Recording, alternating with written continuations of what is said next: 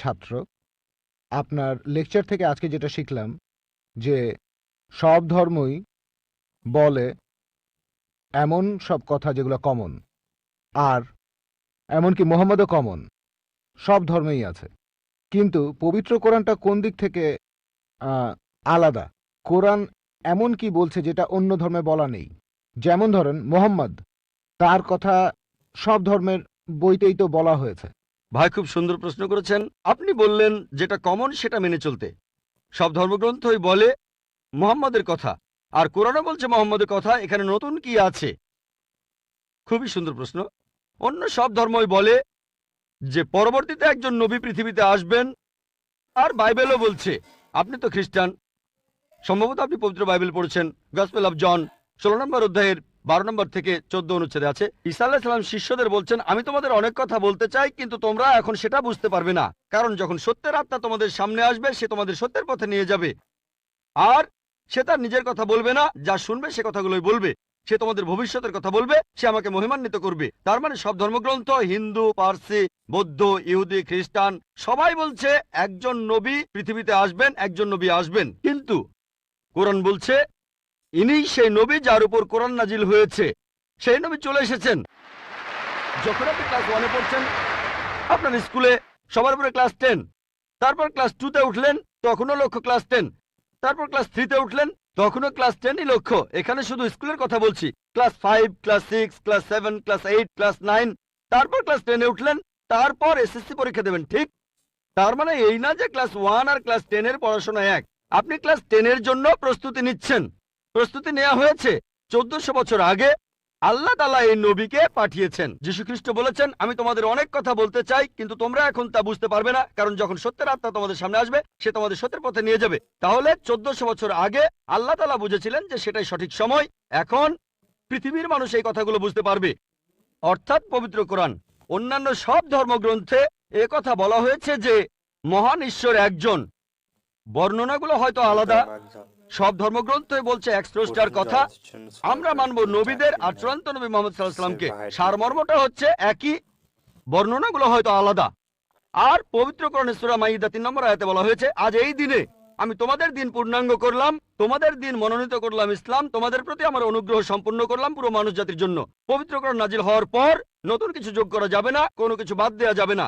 আমি এই কথা আগেও বলেছি। আপনারা তো বলেন ওল্ড টেস্টামেন্ট আর নিউ টেস্টামেন্ট, পবিত্র কোরআন হলো লাস্ট টেস্টামেন্ট। তাহলে পার্থক্যটা হলো এই, পবিত্র কোরআন হলো শেষ কিতাব, আল্লাহ তাআলার নাজিলকৃত লাস্ট টেস্টামেন্ট। আপনারা বলেন ওল্ড টেস্টামেন্ট আর নিউ টেস্টামেন্ট। পবিত্র কোরআন হলো লাস্ট টেস্টামেন্ট। অন্য সব ধর্মগ্রন্থ সেগুলো বলছে একটা বইয়ের কথা, পবিত্র কোরআন মুহাম্মদ সাল্লাল্লাহু আলাইহি সাল্লামের ক্ষেত্রে একই কথা। অন্য ধর্মগ্রন্থ বলে যে নবী মুহাম্মদ আসবেন। ইসলাম আমাদের শেখায় আল্লাহ নবীর কাছে যে কিতাব নাজিল করেছেন আর আমাদের নবীজির হাদিসের মাধ্যমে, এটাই হলো চূড়ান্ত ধর্ম পুরো মানুষ জাতির জন্য। আদম আলাইহিস সালাম থেকে প্রথম মানুষটা থেকে শেষ দিন পর্যন্ত এখনো আছে, শেষ পর্যন্ত থাকবে। অন্য সব ধর্মই বলছে এক ঈশ্বরের কথা, বলছে যে শেষ নবী আসবেন। আপনাকে এটা মানতে হবে, এটা মানতে হবে, প্রয়োগ করতে হবে, তাহলে সত্যিকারের খ্রিস্টান হতে পারবেন। সেজন্য আমি বলি, ইসলাম আর খ্রিস্টান ধর্মের সাদৃশ্যের উপর আমি একটা লেকচার দিয়েছিলাম, সেখানে প্রমাণ করেছি যে মুসলিমরা আমরা খ্রিস্টানদের চাইতে অনেক বেশি খ্রিস্টান। খেয়াল করে দেখবেন, আমরা যীশু খ্রিস্টকে সাধারণ খ্রিস্টানদের চাইতে অনেক বেশি মানি। আমার ভিডিও ক্যাসেট দেখতে পারেন, ইসলাম ও খ্রিস্টান ধর্মের সাদৃশ্য। এবারের প্রশ্ন, কেমন যেন শব্দ আসে, সেই সাথে মাঝে মাঝে আমরা জানালা খুললে দেখতে পাই যে সাদা একটা অস্তিত্ব, কখনো গাছের উপরে কখনো গাছের নিচে, মনে হয় যে কাফন পরা আছে, কিন্তু স্পষ্টভাবে চেহারা দেখা যায় না।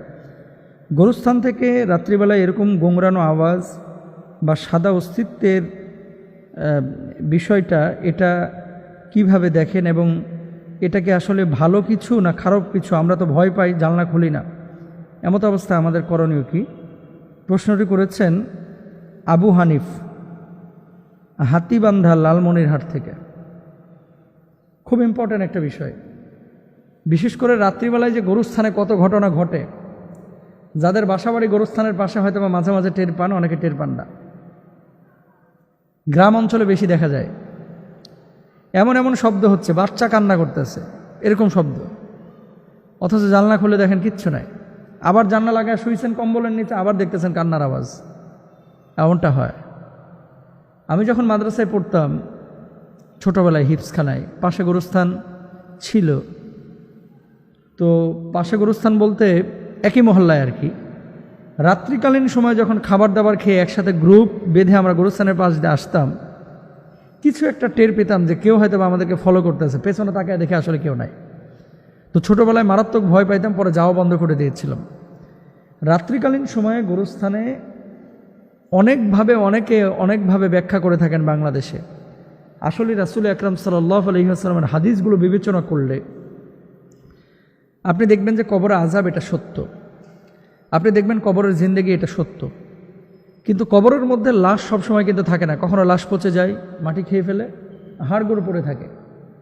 জিনদের প্রধান খাবার কিন্তু হাড়গোড়, এবং জিন জাতি এই সমস্ত, যেহেতু আমাদের বাংলাদেশের ম্যাক্সিমাম কবরস্থানগুলোই কিন্তু অপরিচ্ছন্ন মানে ওই ইউরোপ বা পশ্চিমা বিশ্বের খ্রিস্টানদের যে গোরস্থান বা কবরস্থান এরকম নিট অ্যান্ড ক্লিন না। ঢাকা সিটির আজিমপুরে যেয়ে দেখেন না কি অবস্থা। ঢাকার ভেতরে যদি অবস্থা হয়, গ্রাম অঞ্চলের অবস্থাটা কি? গ্রাম অঞ্চলে এমনও কবরস্থান আছে, এটারে যদি কাইটা সাইটা পরিষ্কার করা হয়, হয়তো বা 2-3 হাজার সাপ পাবেন ছোট ছোট, মানে এত নোংরা করে রাখে। তো এটা স্বাভাবিক। আল্লাহ রাসূল সাল্লাল্লাহু আলাইহি ওয়াসাল্লাম তো বলে গেছেন যে এই যে উপত্যকা, জলাশয়, জঙ্গল, এই জায়গাগুলো হচ্ছে জিনদের আদর্শ জায়গা। তো ভালো জিন তো সবসময় ভালো জায়গায় থাকে না, মানে খারাপ জিন সবসময় খারাপ জায়গায় থাকে, ভালো জিন ভালো জায়গায় থাকে। এরা মানুষকে ওয়াসওয়াসা দিতে পছন্দ করে, ভয় দেখাতে পছন্দ করে।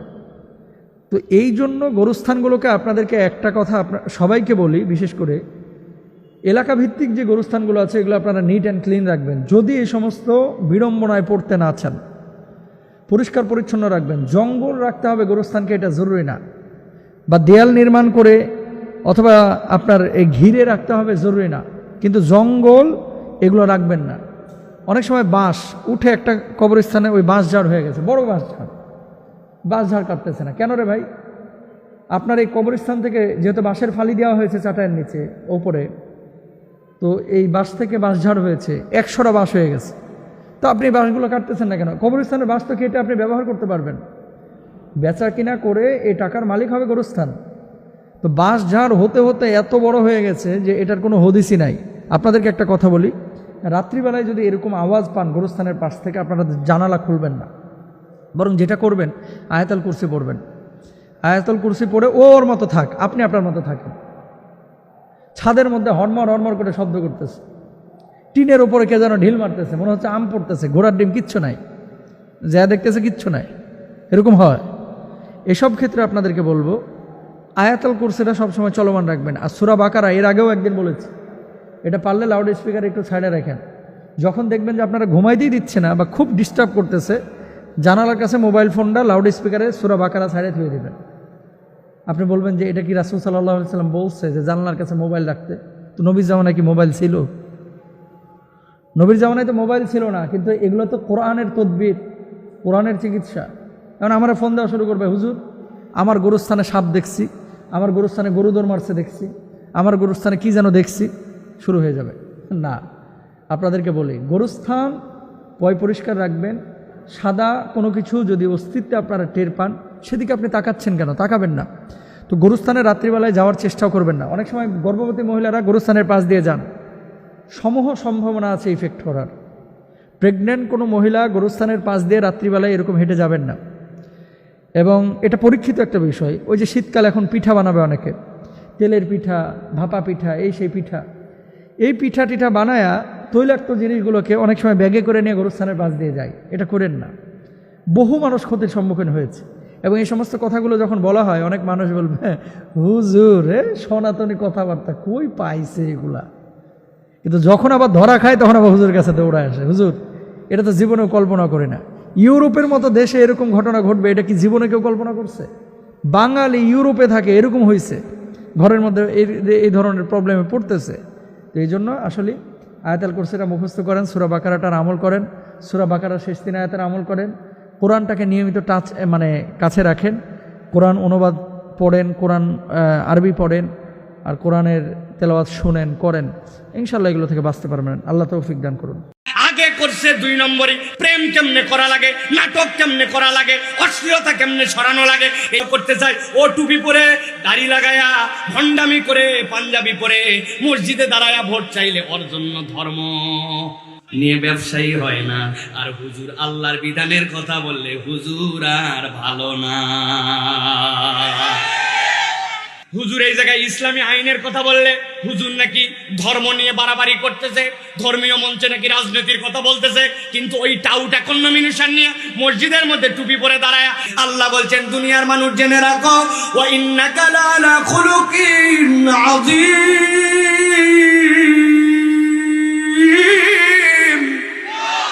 এই দুনিয়ার মানুষ, আমি বাটকারার নাম বলে দিলাম, নিশ্চয় মুহাম্মাদুর রাসূলুল্লাহ সাল্লাল্লাহু আলাইহি সাল্লাম, তাকে আমি বললাম আমি তার মধ্যে উত্তম আদর্শ ঢুকায় রেখেছি, তিনি হচ্ছেন তোমার আদর্শের মানদণ্ড।